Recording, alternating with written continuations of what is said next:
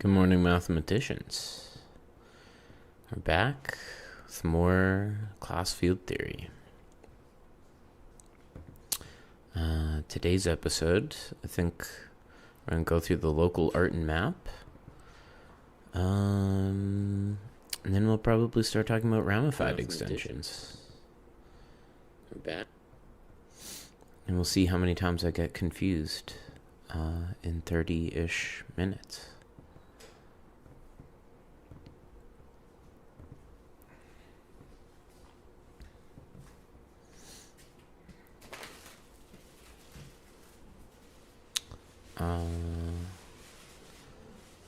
Maybe I shouldn't have so much dead air right at the start of my stream as I set up. I gotta have more things to yap about. Anyways, here we are, local art and map.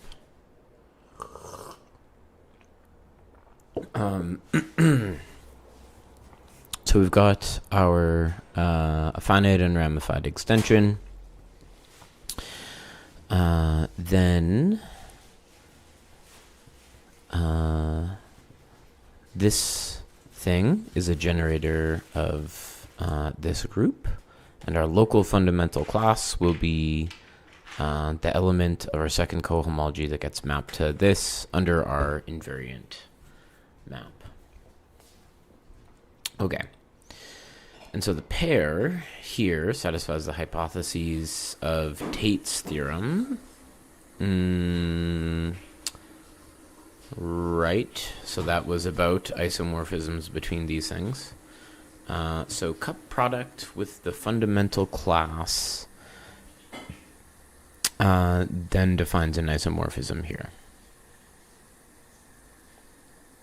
And as a special case, we get out this. It does make me wonder.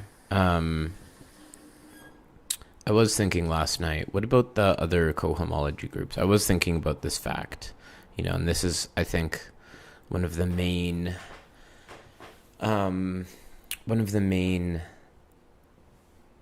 results, as I understand it, of local class field theory.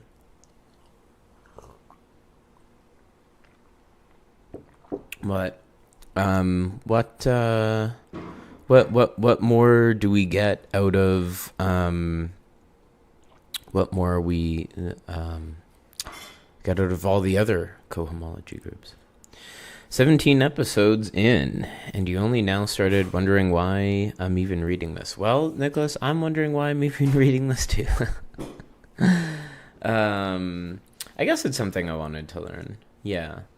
How did it even come up? I think it came up in office hours. I think someone may have just suggested, someone was just like, hey, you should read through a book or something. Ooh, confusion counter. Yeah, I gotta look into how to add that. I gotta look into how to add a confusion counter to the stream. Yeah, I mean, arguably, there's other things I should be doing to teach myself math I need to know for research on stream. But, oh well, this is what I'm doing now.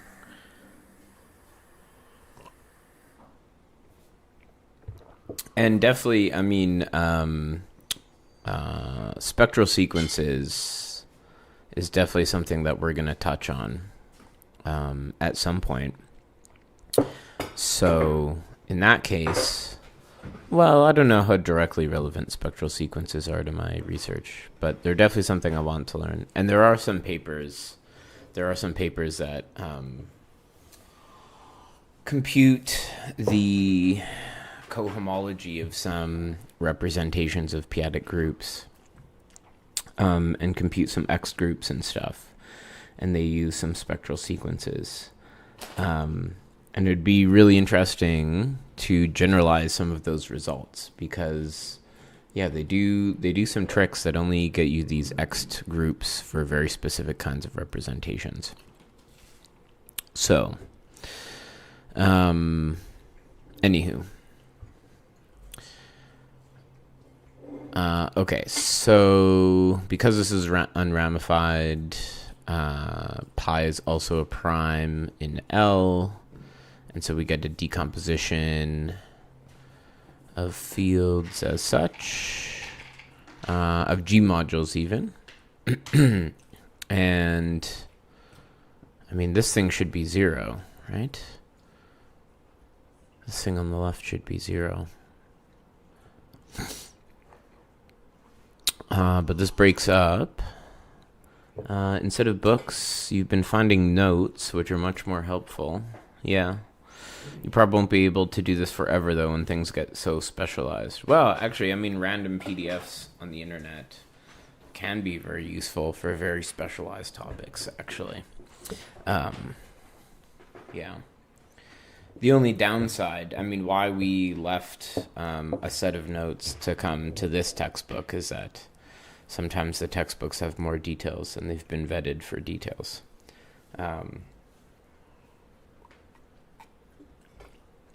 Not that the set of notes, I don't think I found any actual mistakes in the set of notes we started with, but I certainly found it more confusing.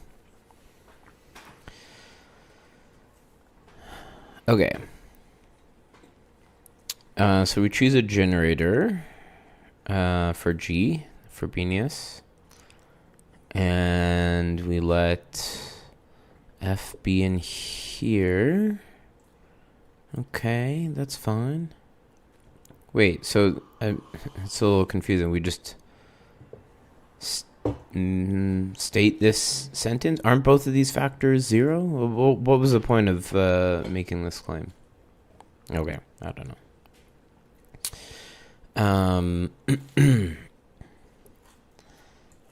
Okay, so whatever. We take some generator F in here.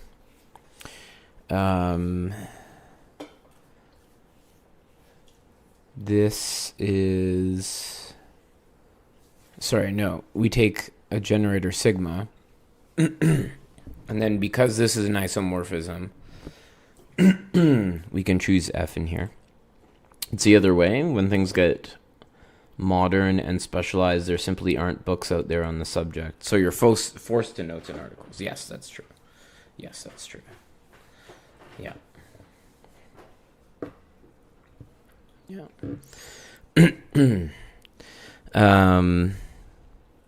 Okay, so we take our favorite exact sequence. Where's Boris this morning? He's not here, but I wanted to tell him he's right, that this is everyone's favorite. I now agree that this is everyone's favorite exact sequence.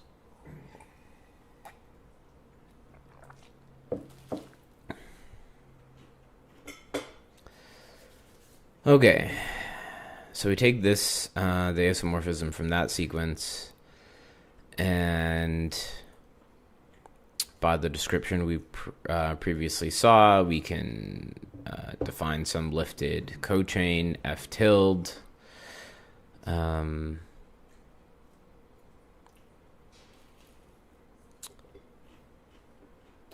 When we identify Z with the subgroup of L cross, we find that the fundamental class is represented by this cocycle. Okay. Now, where is that coming from? Do I know anything about adic spaces? No. I mean, that would be something for me to look up. Or any other models of... No, I'm like, I've looked them up before. Adic spaces, and what's the other one? Berkovich spaces. Yeah, I've spent some time looking at it, but I basically forget absolutely everything about them. Which is interesting. You'd think that would be relevant for the study of representations of p-adic groups. And I suppose it is, but just not in the context that I usually see them.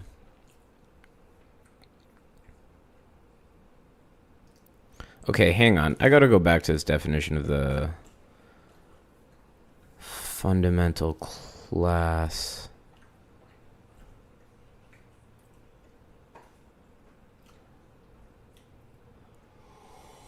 Am I crazy? What about...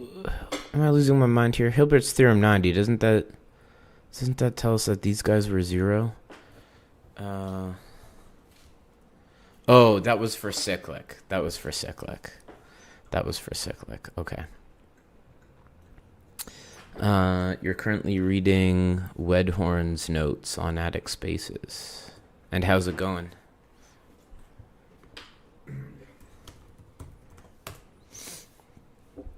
Okay, I'm going back to Hilbert's 90 here. For all R, this is 0? Surely this is for cyclic groups. Oh, that's acting on the finite group, but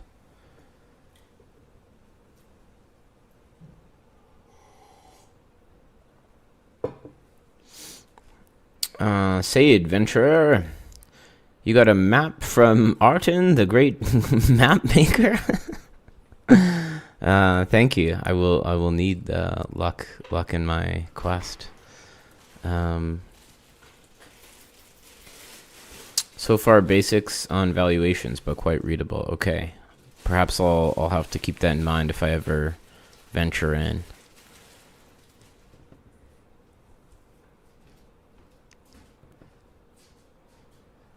Do I recommend any resources for qual prep?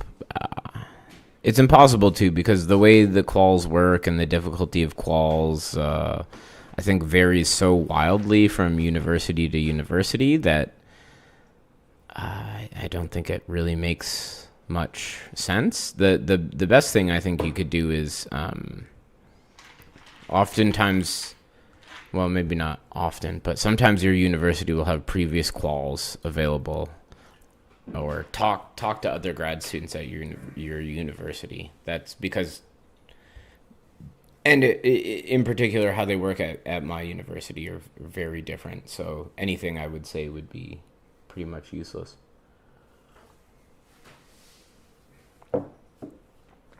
I mean, other than maybe you could go. There are some qual questions that are like common, but yeah.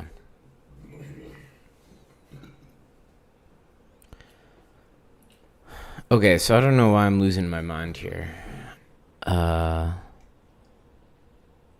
thought these were all 0. But surely not. Surely not, because we have this isomorphism.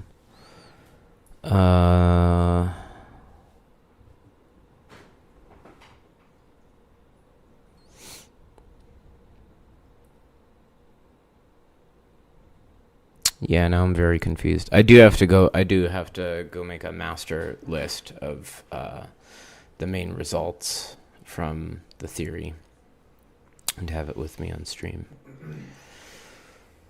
But okay, let's just take this on faith for a moment. Well, this is good to know. This is an extremely explicit representation of the fundamental class. You wonder how this is a generalization of Gauss reciprocity. Well, right now this is, I mean, we're dealing with local fields, so it's definitely not. But once we get to global class field theory, yeah, I think if we just, read it out carefully for like Q adjoin the square root of a prime or something, then it will come out.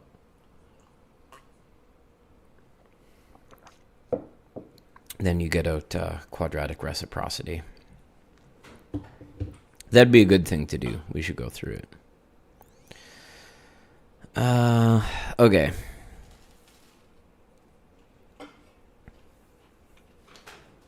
So then we cook up some more exact sequences.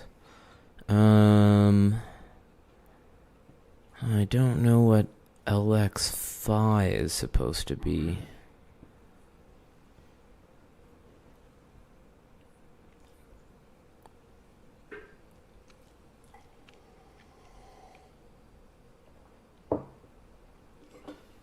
Yeah, I have no idea what LX phi is supposed to be.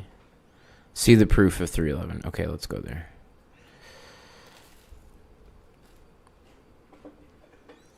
Oh, right. Okay, I remember the C phi thing. C phi is the direct sum of the abelian group with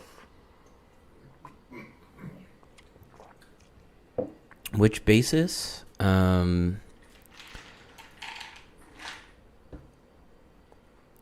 phi was some cocycle. This is the direct sum of C, which is just some module, right? Did we have any other conditions on it? Right, this is just some module. I missed it. It was a few lines down. Wait, what? I missed what?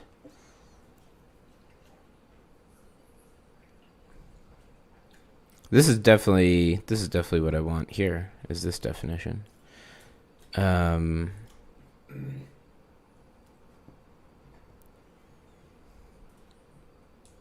it might be here as well. Okay.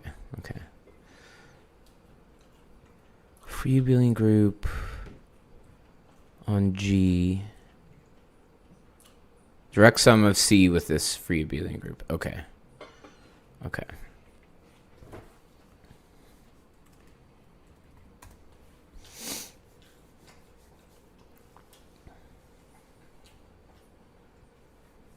Well, I think I got it now anyways. So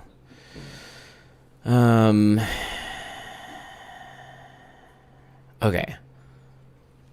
So then we obtain some boundary maps as what happened in that proof, which are isomorphisms because both of these have trivial cohomology.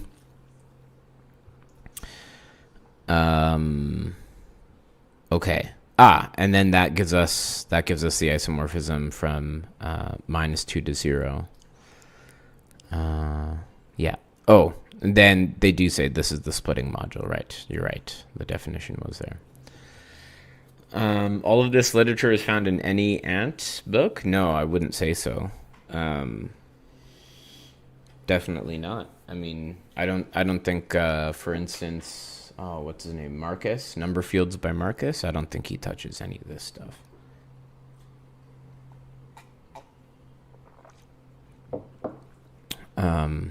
But certainly there's a lot of books. There's a lot of books with this theory.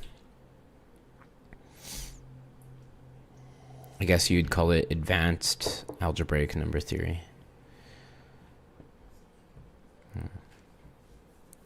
Okay. Right. Proposition / corollary. We've got this result. And we send Frobenius to the class of pi in here.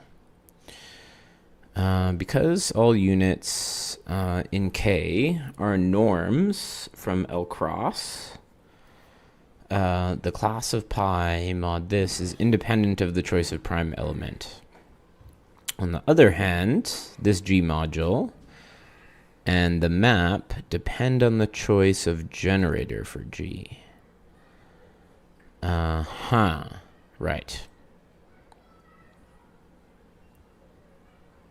Okay, so now we'll do a proof. Damn, this is a taxing way to spend my mornings. I feel like we're getting into some heavy proofs here.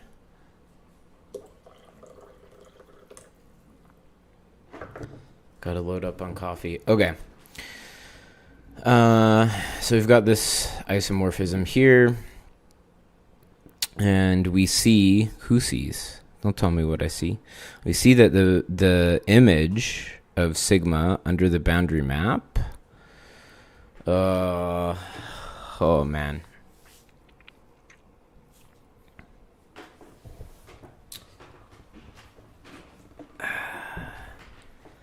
Wait, how do we have the boundary map?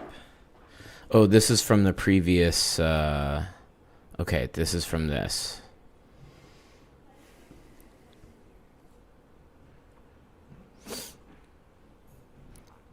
Okay, I feel like I'll have to just accept some of these things and move on. And I'm definitely gonna, yeah, maybe we'll put a pause on this saga soon at a natural stopping point, and I'll take some time to do some homework and internalize more of these results, and work out some of these claims.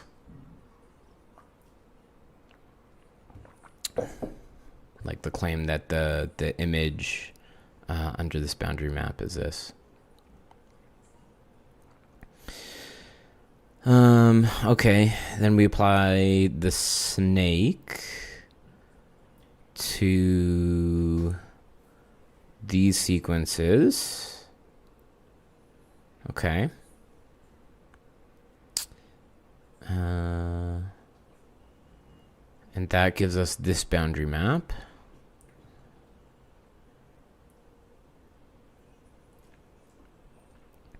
The vertical maps are rows. The vertical maps connecting the rows are all given by a norm.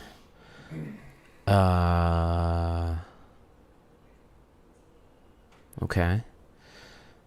And this element in the image is... Oh, Lord.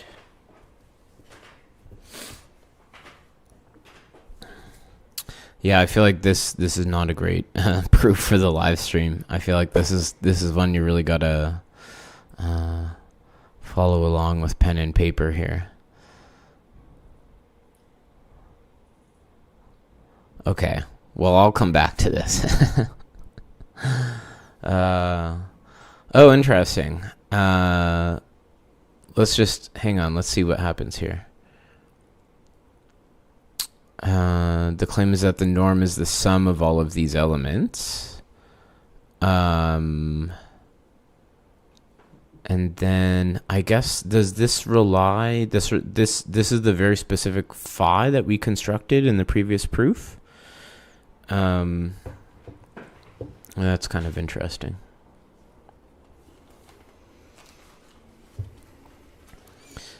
Okay.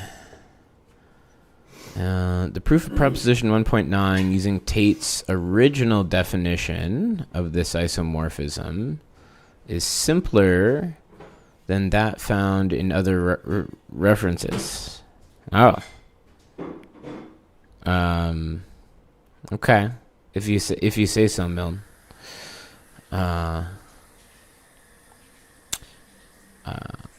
Other ones use the description in terms of cup products. Interestingly, I was actually talking with a friend of mine the other day, and he was saying that, yeah, this cohomological approach to class field theory is maybe harder for computations because of these cup products, but so it's nice to know we have a very explicit thing in this case. Okay. Hello, Messaged. How you doing? I'll be honest. I don't know to what extent I want to wade through the ramified case, the details of the ramified case. I feel like the unramified case took it out of me.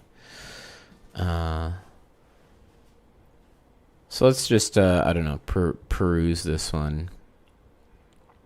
Tower of Galois extensions. The next theorem extends 1.7. Okay, so we're going to build on the unramified case. I wonder what we take some, like, maximal unramified subextension or something, and then build it up in steps, possibly. That's my guess.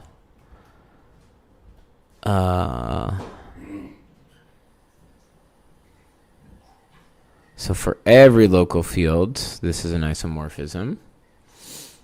Let's see how we do it. The proof will occupy the rest of this section. Okay, so we're going to have a lemma. Okay, so I see how this is a generalization, right? Not that this is isomorphic to this, but it's got a subgroup isomorphic to it. Okay. It suffices to prove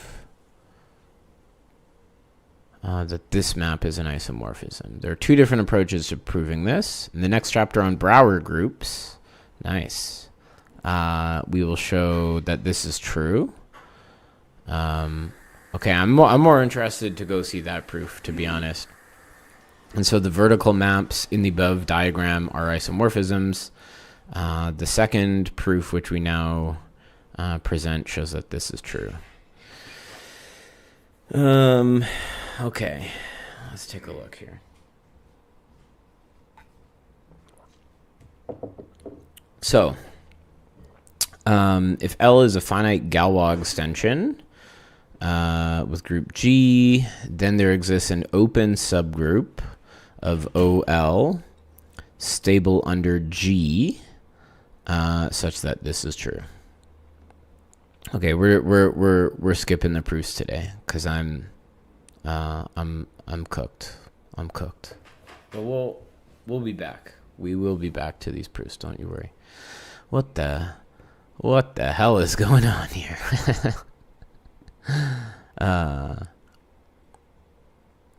Exponential. Okay, I want to read this proof a little bit. I need to see what the hell is going on here. Okay, LKG is in the last lemma. There exists. Then we claim that there exists an open subgroup of UL stable under G, such that this is true. Okay. For a proof of characteristic P, C ser. Okay, so we take our power series. This converges for this. See Milne's notes on algebraic number theory. It defines an isomorphism of the open neighborhood of 0, of an open neighborhood of 0 onto an open neighborhood of 1 in Lx with inverse mapping given by log. Both maps commute with the actions of G because G acts continuously. So if V prime is an open neighborhood as in 2.3, where was that? As in lemma 2.3, right? An open neighborhood of OL as in 2.3. Then if we hit it up with pi, hitting up with pi will have the same properties because this is just a translate, I guess. And so we can take V to be exp of this translation with M chosen sufficiently large that the exponential function is defined and an isomorphism on this. And then so we're using the previous result about OL. That is cool. I'm glad I stopped to read that proof. That is a really cool proof. A nice little bit of p-adic analysis in the middle of our Galois cohomology proofs. Yeah, that's pretty cool.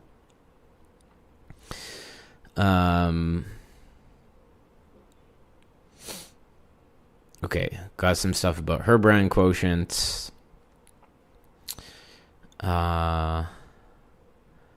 Okay, some more technical lemmas. Now, okay, let us briefly browse through this proof. The diagram, every finite, for the diagram in this proof, we see that for every finite Galois extension, L of K, this subgroup is contained in the unramified. Whoa, wait a second. Every finite extension? Every finite extension of K? Every finite Galois extension is contained.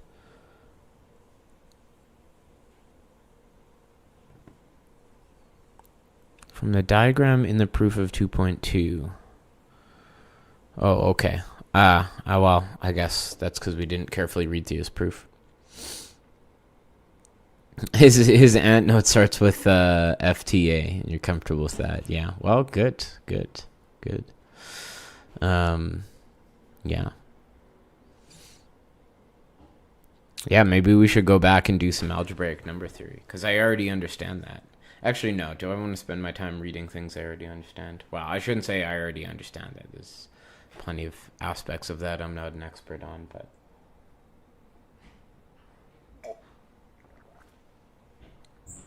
Okay, so okay, we have some union over the finite Galois extensions.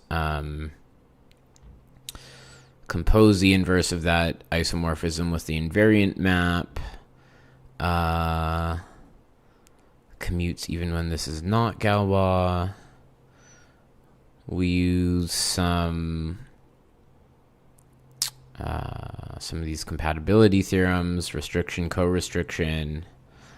I'm just trying to go through quickly and get the idea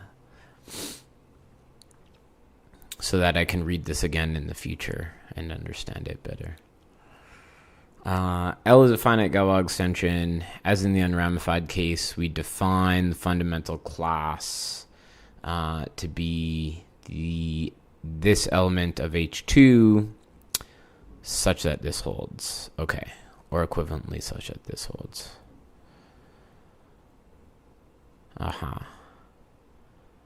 So I've got some more compatibility lemmas. And let's finish off with this remark. And I guess tomorrow, did I call today's stream the local art and map? I think I did, but we didn't actually get there. We didn't actually get to the local art and map. So guess I'll have to rename it. There are groups. So the field mod the norms and H2LK attached to every finite extension of local fields. Sure. When this is cyclic, they're isomorphic, but not otherwise. The first group is always isomorphic to gal mk, where m is the largest abelian subextension of L over k. See 3.4, 3.5. I guess that's coming up. And the second is always cyclic of order LK. Okay. Thus, when L over K is not abelian, is abelian but not cyclic, the two groups have the same order but are not isomorphic. And when it's not abelian, they're just straight up different orders. Well, there you go. Okay, I think that's going to do it for today. Pretty much. Tomorrow, I guess we'll start looking at the local art and map a little more carefully. You have a CT question? Wait, CT meaning... What do you mean by CT? Taking measure theory, we are constructing measures, and you're wondering if the construction of a pre-measure to a measure is actually a left adjoint functor. Oh. Well, I certainly haven't heard this expressed before. I guess you would have to... I guess the question is, what is the categories at play here?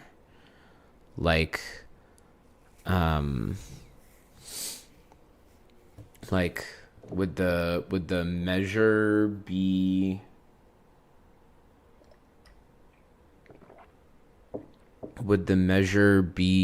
an object in this category?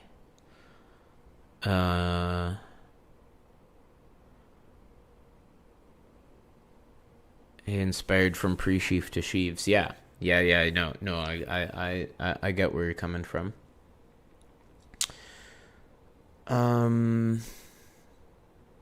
Yeah, I guess there's two ways to one would be you could try and think of measures as objects in some category, but I don't know what morphisms between them would be.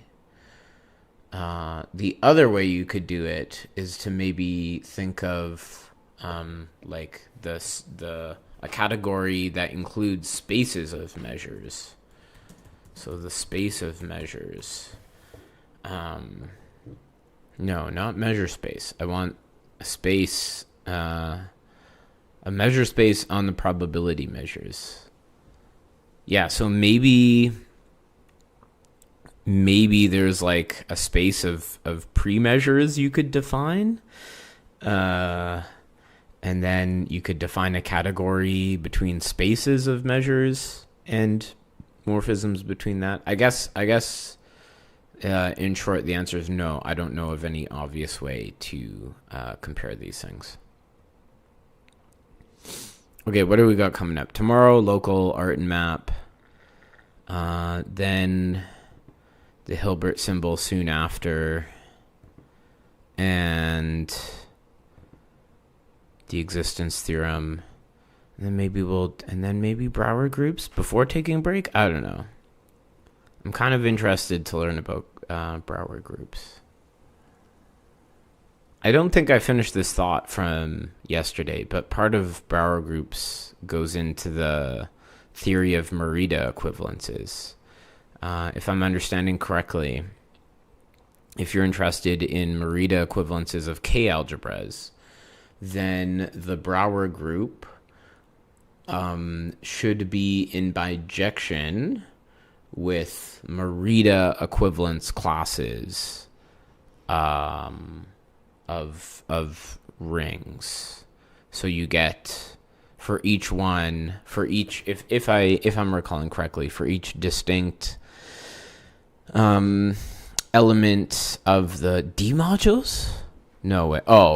Division algebra. Okay, not the D modules I was thinking.